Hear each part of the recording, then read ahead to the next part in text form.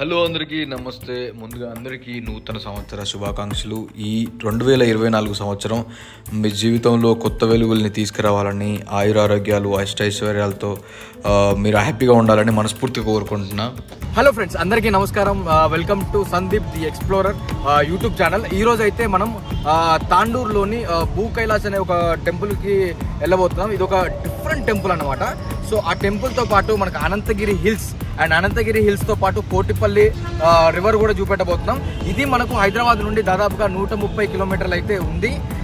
మనమైతే ఉప్పల్ నుండి మన ప్రయాణాన్ని అయితే స్టార్ట్ చేసాం.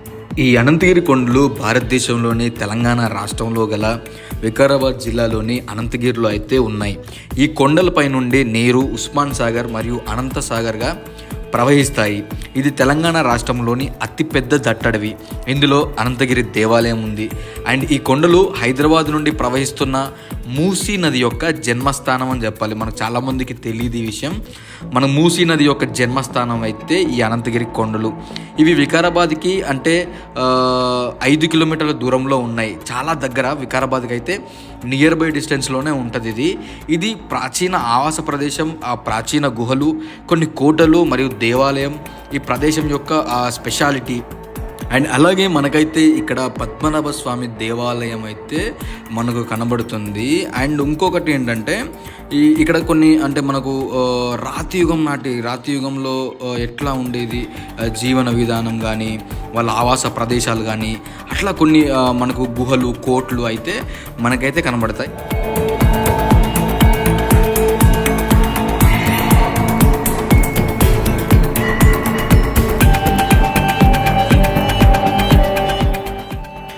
దాదాపుగా మనం గంటన్నర డ్రైవ్ తర్వాత మనమైతే చేవెళ్ళ పట్టణానికి అయితే చేరుకున్నాం. ఈ చేవెళ్ళ నుంచి మనకైతే అనంతగిరి హిల్స్ ఇంకొక 35 కిలోమీటర్లు ఉంది. అంటే దాదాపుగా ఒక గంట సమయం పట్టే ఛాన్స్ ఉంది. మనకు హైదరాబాద్ నుండి టోటల్గా అనంతగిరి హిల్స్ అయితే 75 కిలోమీటర్లు ఉంది. సో మనకు ఆ 75 కిలోమీటర్లు 2.5 గంటల్లో రీచ్ అయ్యే ఛాన్స్ ఉంది. మేమైతే ఎక్కడ ఆగకుండా అయితే ముందుకైతే వెళ్ళిపోయాం. మనమైతే వికారాబాద్ దాటగానే మనకైతే రోడ్డుకి ఇరువైపులా మనకి ఇలా అయితే చెట్లు ఉన్నాయి. ఇవైతే మనకు స్వాగతం పలుకుతున్నాయి. అండ్ ఇక్కడ రైట్ సైడ్ లెఫ్ట్ సైడ్ కూడా మనకంతా బీడు భూమిలా ఉంది. అంటే వ్యవసాయ పంటలు అయితే ఏమీ లేవు. ఇక్కడ ఏంటంటే ఎక్కువగా స్టోన్ ఉంటుంది, ఒక టైప్ ఆఫ్ డిఫరెంట్ స్టోన్ ఉంటుంది. సో ఆ స్టోన్ వల్ల ఎక్కువగా పంటలు పండాయి. కొన్ని ప్లేసెస్లో పంటలు పండుతాయి, బట్ ఈ ప్లేస్లో అయితే లేదు. రోడ్డుకి ఇరువైపులా ఆల్మోస్ట్ అంతా ఖాళీగానే ఉంది. అండ్ మనమైతే ఇంకా ముందుకెళ్తున్నాం. ఇది తాండూరు వే అనుకుంటా, తాండూరు వెళ్ళే రోడ్డు.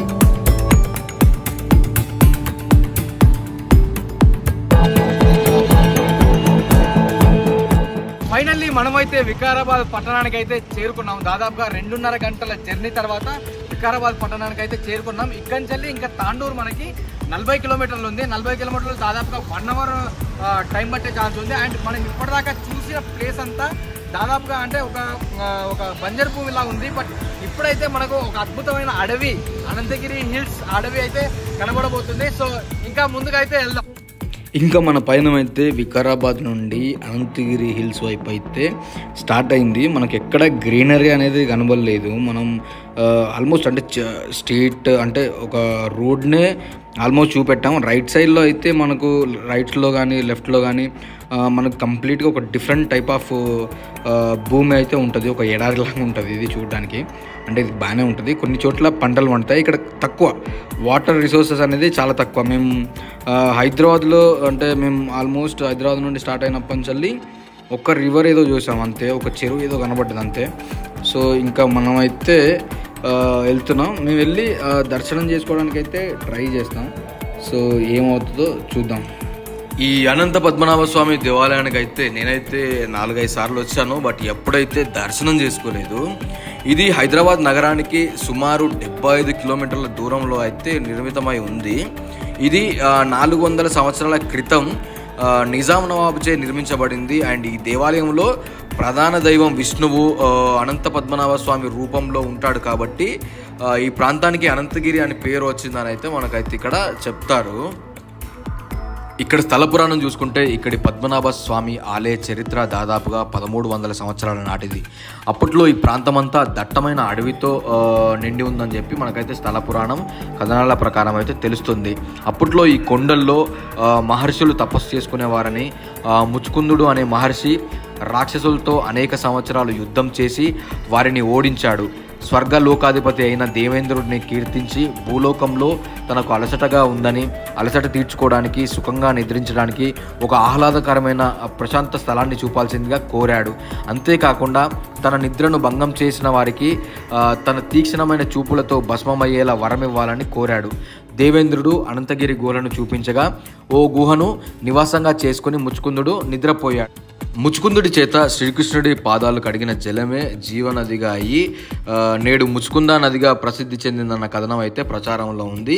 ఇది కాస్త కాలక్రమేపీ మూసీ నదిగా అయితే మారింది. మూసీ నది ఇక్కడ పుట్టి దాదాపుగా హైదరాబాద్ మీదుగా ప్రవహించి 90 కిలోమీటర్ల దూరం ప్రవహించి మనకైతే నల్గొండ జిల్లా వాడపల్లి వద్ద కృష్ణానదిలో అయితే కలుస్తుంది. అండ్ ఇక్కడ పద్మనాభ స్వామి ఆలయం దిగువ భాగంలో అయితే ఒక నీటి బుగ్గ నుంచి ముచ్చుకుంద నది ప్రవహిస్తుంది. కృష్ణుడు ముచ్చుకుందనకు అనంత పద్మనాభ స్వామి రూపంలో దర్శనమివ్వడం వల్ల ఈ ఆలయానికి అనంత పద్మనాభ స్వామి క్షేత్రంగా అయితే పేరు వచ్చిందని స్థల పురాణం అయితే చెబుతోంది. ఈ ఆలయం పక్కనే భవనాశిని అనే పిలిచే భగీరథ గుండం ఉంది.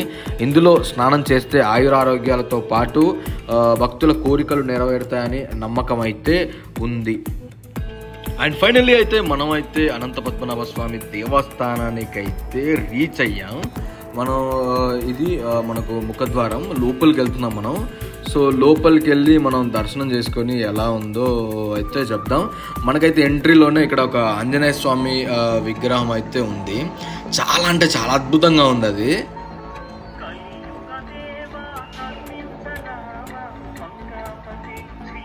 సో ఇంకా మేమైతే అక్కడ నుంచి లోపలికి దర్శనానికి అయితే వెళ్ళాం. సో ఇక్కడ ఒక విచిత్రమైన విషయం జరిగింది. ఎంట్రీలోనే ఒక నంది మాకైతే స్వాగతం పలికింది. సో దండం పెట్టుకుని మేమైతే లోపలికి వెళ్ళాం. ఇది టెంపుల్ యొక్క లోపలి భాగం.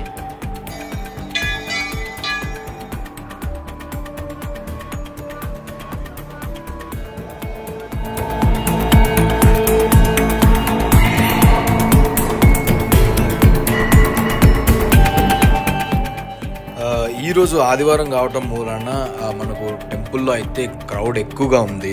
సో మనం దర్శనం చేసుకోవడానికి ఇంకా చాలా టైం పట్టే ఛాన్స్ ఉంది కాబట్టి సో దర్శనం మళ్ళీ ఎప్పుడైనా వచ్చినప్పుడు చేసుకుందాం అని చెప్పి మనమైతే ఇంకా ముందుకెళ్ళాం. సో ముందుకు వెళ్తున్నప్పుడు మనం ఇంకా డౌన్కి వెళ్ళాం. అంటే చాలా స్టెప్స్ ఉంటాయి అక్కడ, మనం డౌన్కి వెళ్ళాం. సో మనకు డౌన్కి వెళ్తున్నప్పుడు కంప్లీట్గా అయితే మొత్తం ఒక దట్టడివి కనబడ్డది. అండ్ దాంతో పాటు మనకు రైట్ సైడ్లో అయితే కొన్ని గుహలు, మనకు ప్రాచీన కాలం నాటి కొన్ని గుహలు, అదే మునులు తపస్సులు చేసుకున్నటువంటి గుహలు అయితే మనకు కనిపించాయి. సో అలాగే మేమైతే ఇంకా ముందుకైతే వెళ్ళిపోయాం.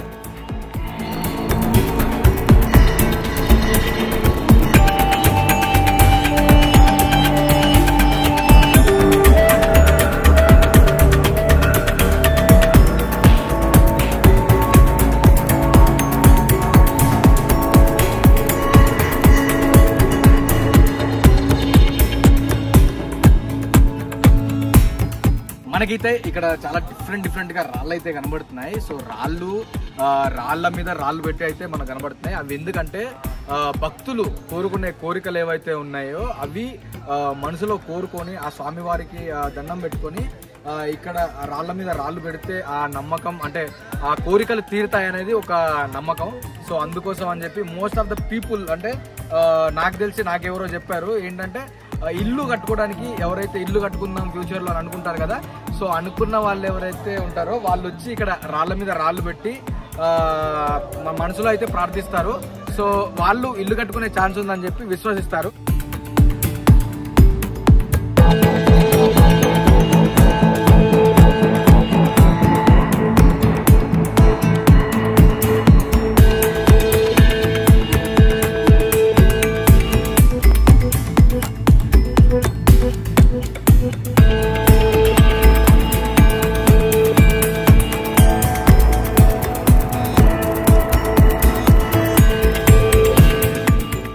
మనకైతే ఇక్కడ ఒక అద్భుతమైన గుండం అయితే కనబడుతుంది. అది దాదాపుగా అంతా ప్యాక్ చేసి ఉంది. కాకపోతే నీళ్లు చూడడానికి చాలా బాగున్నాయి, అంటే తెల్లగానే ఉన్నాయి నీళ్లు, చాలా అద్భుతంగా ఉంది. బట్ ఎంట్రీ అంటే లోపలికి వెళ్ళడానికి కానీ ఆ గుండంలోకి వెళ్ళడానికి కానీ ఎటువంటి అది లేదు. సో కంప్లీట్లీ క్లోజ్ చేశారు. ఇది నాకు తెలిసి స్వామివారికి సంబంధించిన ఏదైనా ఇంపార్టెంట్ పనులకి ఈ నీరుని వాడుతున్నారేమో, దానివల్ల ఇదైతే క్లోజ్ చేసి ఉండడం జరిగింది. సో అండ్ నెక్స్ట్ మనకైతే కొన్ని పురాతన కాలం నాటి, నాకు మెయిన్గా పురాతన కాలం నాటి కొన్ని మనకైతే ఇక్కడ ఒక పురాతన కాలం నాటి కొన్ని గుహలు అయితే కనబడుతున్నాయి. ఆ గుహలు ఏంటంటే దాదాపుగా 400 సంవత్సరాల క్రితం గుహలుగా మనకైతే స్థానికంగా ఇక్కడైతే చెప్తున్నారు. అండ్ ఇవి మనకు ఆది మానవులు ఎవరైతే ఉన్నారో అంటే రాతి యుగం నాటి ఆ కాలంలో నిర్మించినటువంటి కట్టడంగా మనకైతే తెలుస్తుంది. ఇక్కడ ఇవైతే దాదాపు ఆల్మోస్ట్ శిథిలావస్థకి చేరుకున్నాయి, ఇంకా చివరి దశలో అయితే ఉన్నాయి.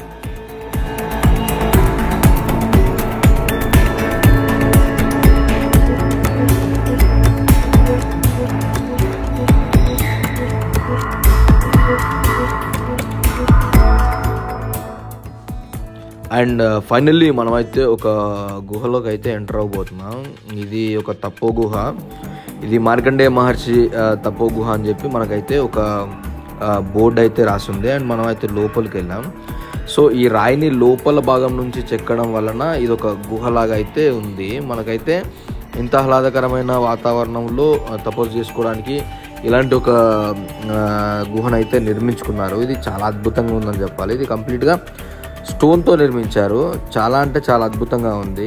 ఇక్కడైతే అద్భుతమైన రాతి కట్టడాలు అయితే కనబడుతున్నాయి. రాతి కట్టడాలు ఏంటంటే ఇవి దాదాపుగా అంటే మనకు పూర్వం అంటే రాతి యుగం నాటి కాలం ఈ రాతి కట్టడాలుగా మనకైతే కనబడుతున్నాయి. ఇది ఏంటంటే మనకు రాళ్ళు ఎక్కడి తీసుకురాకుండా అంటే ఒక కట్టడం నిర్మించుకోవడానికి వాళ్ళు ఒక్క రాయినే దానికి హోల్ చేసి లోపల డిజైన్ అంటే ఇల్లు లాగా డిజైన్ అయితే చేసుకున్నారు. చాలా అద్భుతంగా ఉంది.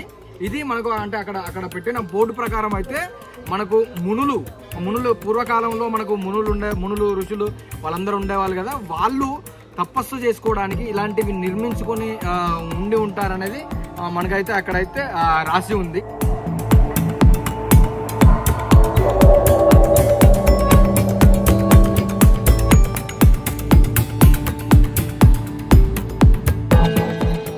ఆలయ ప్రాంగణం నుంచి మన పయనం అయితే కొండ దిగువ భాగానికి అయితే స్టార్ట్ చేసాం. మనం ఇక్కడ నుంచి అయితే వ్యూ పాయింట్ ఉంది. సో వ్యూ పాయింట్ నుండి ఇక్కడ వ్యూ ఎలా ఉంటుంది, అనంతగిరి కొండల నుంచి వ్యూ ఎలా ఉంటుంది అనేది నేను మీకు చూపెట్టబోతున్నా.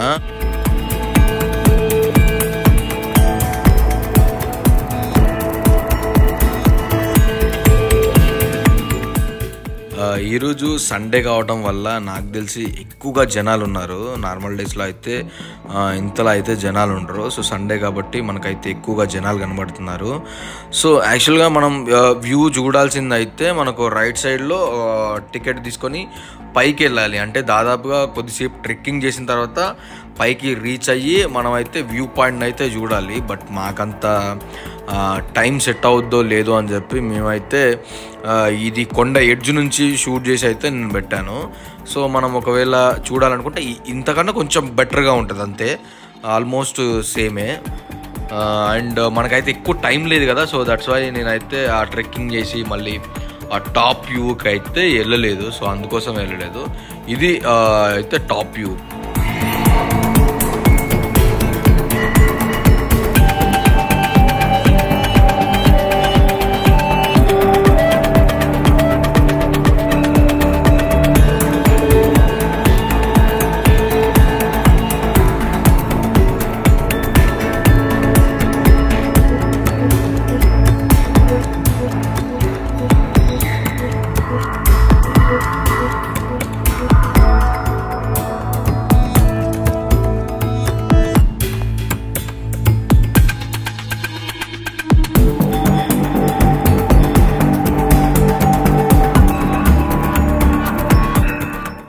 మనమైతే టాప్ వ్యూ నుండి మళ్ళీ మన పయనం అయితే కోటిపల్లి రివర్ సైడ్ అయితే మొదలైంది. ఈ కోటిపల్లి రివర్ ఆల్మోస్ట్ మనకు ఒక 25 కిలోమీటర్స్ ఉంది.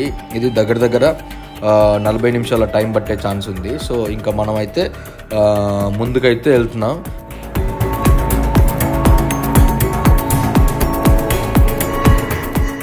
మనకైతే ఇది తాండూరు రోడ్డు. ఈ రోడ్లో అయితే మనకు చాలా వరకు వ్యవసాయ భూములే ఉన్నాయి. సో మనం ట్రావెల్ చేస్తున్నప్పుడు రైట్లో లెఫ్ట్లో వ్యవసాయ భూములే ఉన్నాయి. అండ్ మనమైతే ఇంకా ఆల్మోస్ట్ ఒక 40 మినిట్స్ జర్నీ తర్వాత మనమైతే కోటిపల్లి రివర్ అయితే చేరుకున్నాం. సో కోటిపల్లి రివర్కు సంబంధించిన వ్యూ మెయిన్గా ఏంటంటే ఇప్పుడు లైట్ పోతుంది అని చెప్పి మేమైతే చాలా భయపడ్డాం. బట్ ఇంకా మేమైతే లైట్ పోయే లోపే మేమైతే అక్కడికి రీచ్ అయ్యాం. ఇది కోటిపల్లి రివర్. ఇక్కడైతే బోటింగ్ ఉందని చెప్పి నేను చాలా వాటిలలో చూశాను, నేను సెర్చ్ చేసిన వాటిలలో. బట్ ఇక్కడ నాకు బోటింగ్ ఏం కనబడలేదు. అండ్ ఇక్కడికైతే ఫ్యామిలీస్ కానీ కొలీగ్స్ కానీ నాకైతే 4-5 బస్సులు కనబడ్డాయి. చాలామంది జనాలు వచ్చి ఇక్కడైతే ఫుల్ ఎంజాయ్ చేస్తున్నారని చెప్పాలి. అండ్ ఇంకోటి యాక్చువల్గా మేము 3 ప్లేసెస్ కలిపి మేము ఒక వీడియో చేద్దాం అనుకున్నాం. బట్ డ్యూరేషన్ ఆల్మోస్ట్ 40 మినిట్స్ అవుతుంది. సో దట్స్ వై నేను Anantagiri hills and Kotipalli river 2 మాత్రమే చూపెడుతున్నా. ఇంకొకటి సపరేట్గా ఇంకొక వీడియో అయితే దాన్ని ఎడిట్ చేసి పెడతాను. సో ఈ వీడియో అయితే ఇంతే. ఇంకా ఇలాంటి మరెన్నో వీడియోస్ కోసం తప్పకుండా మమ్మల్ని సపోర్ట్ చేయండి. మీ సపోర్ట్ అనేది చాలా ఇంపార్టెంట్ నాకు. ఎందుకంటే ఇలాంటి వీడియోస్ ఇంకా చేయడానికి, ఎక్స్ప్లోర్ చేయడానికి అండ్ దానికి సంబంధించిన ఇన్ఫర్మేషన్ మీతో షేర్ చేసుకోవడానికి అయితే నేను ప్రయత్నం చేస్తా. ఒకవేళ వీడియో నచ్చితే లైక్ చేయండి అండ్ నా ఛానల్ని సబ్స్క్రైబ్ చేయండి. అండ్ ఇంకా నచ్చితే మీ ఫ్రెండ్స్తో అయితే షేర్ చేసుకోండి. అండ్ ఎందుకంటే ఒకవేళ మీరు అలా చేయడం వల్ల నాకు ఇంకా ఎక్కువగా అంటే రీచ్ అయ్యే ఛాన్స్ ఉంటుంది. సో రీచ్ అవ్వడం వల్ల నేను ఇంకా ఇలాంటి మరెన్నో వీడియోస్ అయితే చేయడానికైతే ప్రయత్నం చేస్తా. Thank you for all. And signing off, Sandeep the explorer. Thank you.